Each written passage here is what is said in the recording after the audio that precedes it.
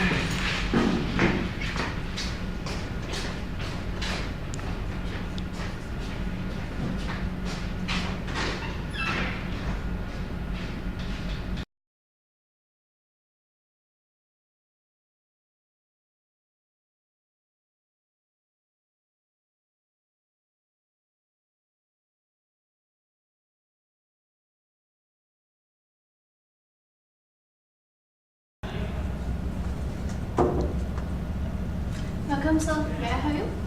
Hello, I would like to buy an aircon. Oh, this is the two latest model from our company. Okay.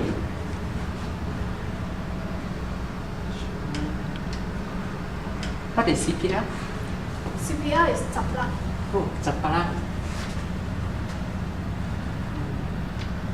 So the energy efficiency ratio for national is 15 and then for CPR is 7, is it?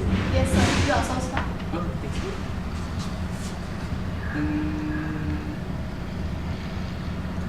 Then I would like to buy national.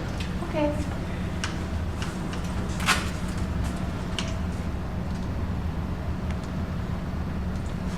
$9,900.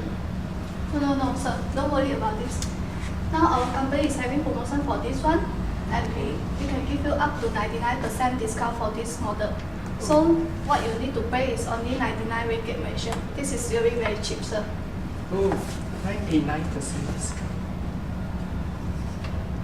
Okay, then give me this one. Okay, thank you.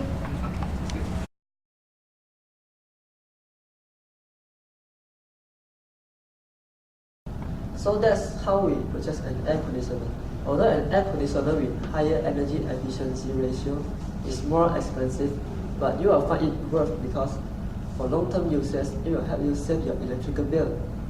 So next, let us see what you do if your air conditioner breaks down.